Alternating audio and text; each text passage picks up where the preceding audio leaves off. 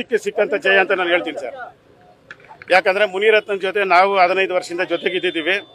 ಈತ ಒಳ್ಳೆ ಮನುಷ್ಯ, ಫಿಲಮ್ ಪ್ರೊಡ್ಯೂಸರು, ದಾನ ಧರ್ಮ ಮಾಡ್ತಾನೆ, ಒಳ್ಳೇದು ಮಾಡ್ತಾನೆ, ಸಮಾಜಕ್ಕೆ ಒಳ್ಳೇದಾಗುತ್ತೆ. ಇಂಥ ವ್ಯಕ್ತಿ ಜೊತೆ ನಾವು ಒಳ್ಳೇದು ಕಳೀಬೋದು, ನಾವು ಸಮಾಜಕ್ಕೆ ಏನೋ ಮಾಡ್ಬೋದು ಅಂತ ಜೊತೆಗೆ ಸೇರಿದ್ವಿ ಸರ್. ಜೊತೆಗೆ ಇದ ಮೇಲೆ ಗೊತ್ತಾಯ್ತು ಈತ ಈ ಅಪ್ಪನದು ಬಣ್ಣ, ಈ ಅಪ್ಪನ ಕ್ಯಾರೆಕ್ಟ್ರು, ಈತನ ಒಳಗಡೆ ಇರೋಂಥ ಆ ಕೆಟ್ಟ ರಾಕ್ಷಸ. ಎದುರುಗಡೆ ಮಾತಾಡೋದು, ಬಾಯಲ್ಲಿ ಮಾತಾಡೋದೇ ಬೇರೆ, ಎದೆಯಲ್ಲಿ ಇರೋಂಥ ಪ್ಲಾನೇ ಬೇರೆ. ಯಾವ ಕೆಟ್ಟ ಇದು ಇದೆ. ನಾವು ಆಮೇಲೆ ನಾವು ಕಾರ್ಪೊರೇಟರ್ ಮಾತಾಡಿದ್ವಿ, ಏನಪ್ಪ ಯಪ್ಪ ಏನಿಲ್ಲ, ನಾವು ಏನೋ ಭಾವನೆ ಇಟ್ಕೊಂಡು ಇವ್ನ ಜೊತೆ ಬಂದ್ವಿ.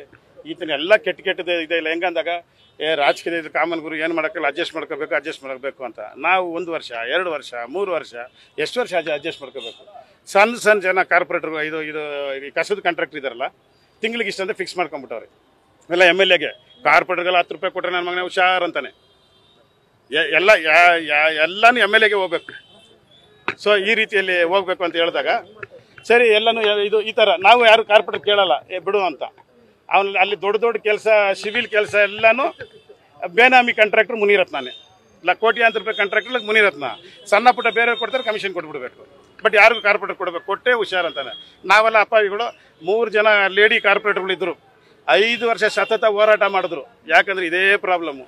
ಬಟ್ ನಾವು ಗಂಡು ಹುಡುಗರು ನಮ್ಗೇನು 10 ರೂಪಾಯಿ ಬೇಡ, ಏನು ಬೇಡ ಬಿಡಪ್ಪ, ಅಡ್ಜಸ್ಟ್ ಏನೋ ಒಂದು ಪದವಿಯಲ್ಲಿ ಇದ್ದೀವಿ, ಸೇವೆ ಮಾಡ್ಕೊಂಡು ಹೋಗ್ಬಿಡೋಣ ಅಂತ.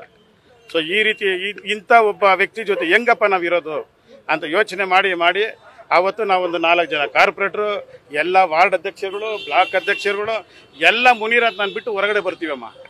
ನೀವು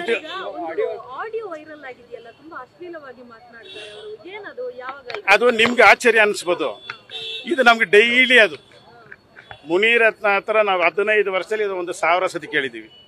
ಯಾರಾದರೂ ಒಬ್ಬ 1 ರೂಪಾಯಿ ಏನಾದರೂ ಈ ಕಸದ ಕಾಂಟ್ರಾಕ್ಟರ್ಗಳು ಯಾರಾದರೂ 1 ರೂಪಾಯಿ ಕಮ್ಮಿ ತಂದರೆ ಆ ಭಾಷೆ ನಮ್ಮ ಪದ ಯೂಸ್ ಮಾಡಿಕೊಡ್ದು, ಬಟ್ ವಿಧಿಲ್ದೆ ಯೂಸ್ ಮಾಡ್ತಾನೆ. ತಗೊಳ್ಬೇಕು ಸರಿಯಾಗಿ ಅನ್ನೋದು. ಆ ಭಾಷೆ ಕೇಳಿದ ತಕ್ಷಣ 10 ರೂಪಾಯಿ ಜಾಸ್ತಿ ತಂದು ಕೊಟ್ಬಿಡೋರು ಕಾಂಟ್ರಾಕ್ಟರ್ಗಳು. ಇದು ನಡೀತಾ ಇರೋದು, ಕಣ್ಣಾರೆ ನೋಡಿದ್ದೀವಿ. ನೀವು ಸಾಕ್ಷಿ ಕೇಳಿದ ಸಾಕ್ಷಿ ನಮ್ಮ ಹತ್ರ ಒದಗಿಸಕ್ಕೆ ಸಾಕ್ಷಿ ಇಲ್ಲ. ಜೊತೆಗಿದ್ದು ಸತ್ಯವಾಗಿ ನಾವು ಅನುಭವಿಸಿದ್ದೀವಿ.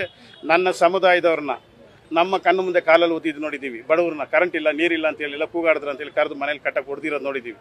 ಅವತ್ತೇ ಪ್ರತಿಭಟನೆ ಮಾಡಿದ್ವಿ, ಸ್ವಾಮಿ ಇದೆಲ್ಲ ಮಾಡಿದ್ರೆ ಸರ್ ನಿಮ್ಮ ಜೊತೆ ನಾವಿರಲ್ಲ ಅಂತನೂ ನಾವು ಅವತ್ತಿಂದಾನೇ ಈ ಕೂಗು ಹಾಕ್ಕೊಂಡು ಬಂದಿದ್ದೀವಿ. ಆ ಥರ ಏನೇನು ಮಾಡಿದ್ದಾರೆ ಎಲ್ಲನೂ ಸತ್ಯಮ್ಮ.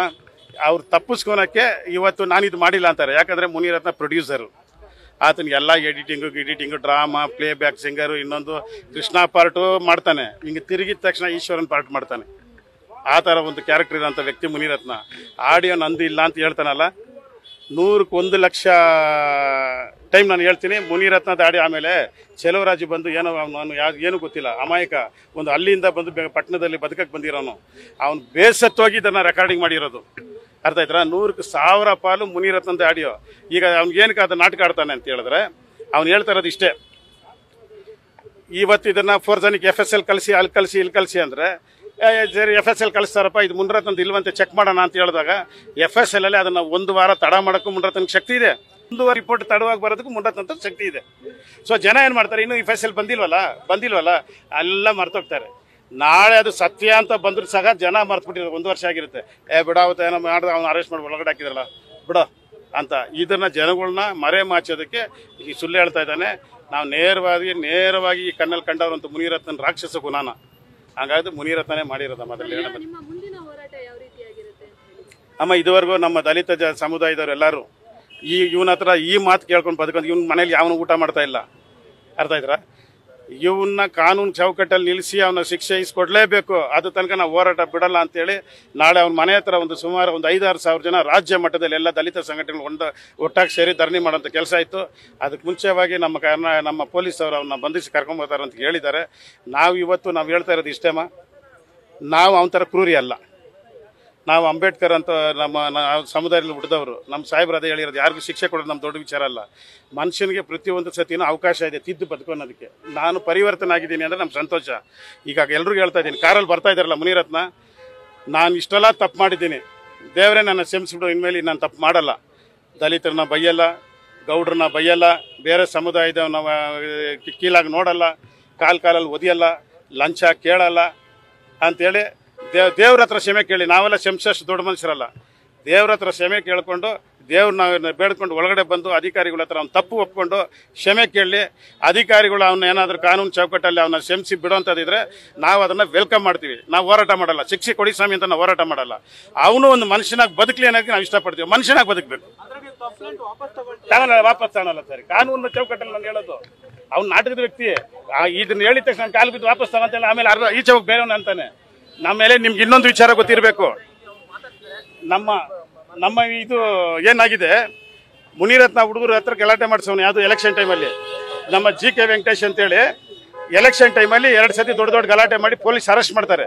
ಸ್ಟೇಷನ್ಗೆ ಒಬ್ಬ MLA ಹೋಗಿದ ತಕ್ಷಣ ಏನು ಮಾಡ್ತಾರೆ, MLA ಬಂದರು ಅಂತ ಚೇರಾಗಿ ಕುಂಡಿಸ್ತಾರೆ. ನಮ್ಮ ವೆಂಕಟೇಶನ್ ಕಳಿಸಿ 1 ನಿಮಿಷ, ನೀವು ಪೊಲೀಸ್ ಎಲ್ಲ ದೂರ ಹೋಗ್ರಿ ಅಂತಾನೆ. ವೆಂಕಟೇಶನ್ಗೆ ಹೇಳ್ಕೊಡ್ತಾನೆ, ಎದೇನೋ ಒಂದು ನನಗೆ ಹೋಗಿ 5 ನಿಮಿಷಕ್ಕೆ ಎದೇನೋ ಅಂತ ಕೇಳಿ. ಷಡ್ಯಂತ್ರ ಅಲ್ಲ ಸರ್, ಸತ್ಯ ಆತದೆ. ಯಾವ ಷಡ್ಯಂತ್ರ ಅಲ್ಲ ರೀ, ಯಾವ ಸ್ವಾಮಿ, ಅದಕ್ಕೇನಲ್ಲದು ನಿನ್ನ ಆತ್ಮ ಮುಟ್ಕೊಂಡು ಕೇಳು ಸತ್ಯನ ಯಾವುದು ಅಂತ. ನಾನು ಬೇರೆಯವ್ರ ಸಾಕ್ಷಿನೇ ಕೇಳಲ್ಲ. ಮುನಿರತ್ನ ಅವನ ಎದೆ ಮುಟ್ಕೊಂಡು ನಾನು ಲಂಚ ಕೇಳಿಲ್ಲ, ಒಲಿಯಾನ ನಾನು ಮಾತಾಡಿಲ್ಲ, ಗೌಡ ಅಂತ ಅವ್ರ ಎಂತಿ ತಾಯಿಂದಿರನ್ನ ನಾನು ಕೇಳಿಲ್ಲ ಅಂತ ಆತನ ಮನಸಾಕ್ಷಿ ಮುಟ್ಕೊಂಡು ಕೇಳಲಿ. ಅರ್ಥ ಆಯ್ತರ? ನಾವು ನಿಮ್ಮನ್ನ ಪ್ರೂವ್ ಮಾಡಲೇಬೇಕಂತಲ್ಲ. ಸತ್ಯ ಮಾಡಿ ತಪ್ಪು ಮಾಡಿದೀಯಾ ಕ್ಷಮೆ ಕೇಳ್ಬಿಟ್ಟು ತಿದ್ಕೋ. ಸರ್, ಈಗ ಏನೇನು ಸಾಕ್ಷಿಗಳನ್ನ ಕೊಟ್ಟಿದ್ದಾರೆ ಸರ್? ಅವನು ಪಾಪ ಅವನು ಏನ್ ಮಾಡ್ತಾನೆ, ಯಾರನ್ನ ಹೊಡಿಬೇಕು, ಲಂಚ ಕೇಳಬೇಕು, ಅವ್ನು ಬರ್ತಾ ಇದ್ದಂಗೆ ಅವ್ನ ಅಲ್ಲೇ ರೂಮಲ್ಲಿ ನಿಲ್ಲಿಸಿ ಚೆಕ್ ಮಾಡಿ ಫೋನ್ಗೆ ಎಲ್ಲ ಕಿತ್ಕೊಂಡ್ಬಿಡ್ತಾರೆ.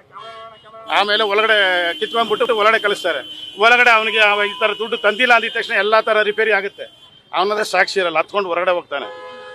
ಇವನು ಧೈರ್ಯ ಮಾಡಿಕೊಂಡು ಬೇರೆ ಥರ ಆಡಿಯೋ ರೆಕಾರ್ಡಿಂಗ್ ಚಿಪ್ಗಳನ್ನ ಜೋಬಲ್ಲಿ ಇಟ್ಕೊಂಡು ಮುನಿರತ್ನನ 1ಕ್ಕೆ 10 ಸತಿ ಟ್ರೈ ಮಾಡಿ, ಆವಾಗ 1-2 ಸತಿ ಅವನ್ನ ಲಂಚ ಕೇಳೋದನ್ನ ರೆಕಾರ್ಡ್ ಮಾಡಿಕೊಂಡು ಆ ಸಾಕ್ಷಿ ಕೊಟ್ಟಿದ್ದಾನೆ. ಆಮೇಲೆ ಅವತ್ತು ನಾನು ದುಡ್ಡು ಕೊಡ್ತೀನಿ ಅಂತೇಳಿ ತಪ್ಪಿಸ್ಕೊಂಡು ಹೋಗಿ 1.5 ತಿಂಗಳು 2 ತಿಂಗಳು ದುಡ್ಡು ಕೊಡದೇ ಇರೋವಾಗ ಆವಾಗ ನಾನು ಹೇಳಿರ್ತೀನಿ, 1 ರೂಪಾಯಿ ಮುನಿರತ್ನ ನೀನು ಕೊಡ್ಕೊಡ್ದು, ಕೊಟ್ಟರೆ ನೀನು ಟೆಂಡರ್ ನಾನು ಕ್ಯಾನ್ಸಲ್ ಮಾಡ್ತೀನಿ ಅಂತ ಹೇಳ್ಬಿಟ್ಟು ನಾನು ಆರ್ಗ್ಯುಮೆಂಟ್ ಮಾಡಿ ಹೇಳಿ ಅವ್ನು ಭಯಕ್ಷಿರ್ತೀನಿ. ಅದು ಮುನಿರತ್ನ ಗೊತ್ತಾಗಿ, ಯಾಕೆ ಅವನು ಕೇಳ್ಕೊಂಡು ನಾನು ದುಡ್ಡು ಕೊಡ್ತಾ ಇಲ್ಲ ನೀನು, ಅವ್ನು ಯಾವ ಸೀಮೆಲೆ ಇವನ್ ಅವನು ನನ್ನ ಬೈತಾನೆ. ನಾವು ಮುಲಿನ್ ಮಗ ಅವನೇನೋ ನಾನು ಕಿತ್ಕೊಂತಾನೆ, ನಾನು 5 ವರ್ಷ MLA ಕಣೋ ಅಂತೆಲ್ಲ ಬೈತಾನೆ. ಅದು ಅವಾಗ ಅವನು ಸೆಲ್ವರಾಜ್ ಅದನ್ನ ಬಂದು ಹೇಳಲ್ಲ ನನ್ನ ಹತ್ರ. ಅದನ್ನ ಹೇಳಿ ನಾನು ಮುನಿರತ್ನ ಮೇಲೆ ಜಗಳ ಮಾಡಿ ಅದೆಲ್ಲ ನನಗೆ ಹಾಕ್ಬೇಕು ಅಂತ ಅವಾಯ್ಡ್ ಮಾಡ್ತಾನೆ. ಮೊನ್ನೆ ದಿವಸ 9ನೇ ತಾರೀಕು ವಸಂತ್ ಕುಮಾರ್ ಅನ್ನೋನು ಒಬ್ಬ ಆಕಸ್ಮಿಕವಾಗಿ ಸಿಗ್ತಾನೆ. ಯಾರಿಗೆ? ಇವನಿಗೆ, ಚೆಲುವರಾಜ್ಗೆ. ಅವನು ವಸಂತ್ ಕುಮಾರ್ ಮುನಿರತ್ನ ಆಪ್ತ. ಏನೋ ಸಾಹೇಬ್ರು ಆ ಥರ ದುಡ್ಡು ಕೊಡ್ತೀನಿ, ಇವತ್ತು ಕೊಡ್ತೀನಿ, ನಾಳೆ ಕೊಡ್ತೀನಿ ಅಂತ ಸತಾಯಿಸ್ಕೊಂತ ಸುತ್ತಾಡ್ತಾ ಇದೆಯಾ. ಆಮೇಲೆ ಎಲ್ಲೋ ನಮ್ಮ ಕ್ಲೂ ಬರ್ತಾ ಇದೆ, ನೀನೆಲ್ಲ ಲೋಕಾಯುಕ್ತದಲ್ಲಿ ಹಾಕ್ಕೊಡ್ತಾ ಇದೆಯಾ ಅಂತ. ಏನಾದರೂ ಅದು ನಿಜ, ಅದು ನಮ್ಮ ಮಗನೇ ನಿನ್ನ ಕತೆ ಗೊತ್ತಾನೆ ಮಾಡ್ತಾನೆ. ಹಂಗಾಗಿ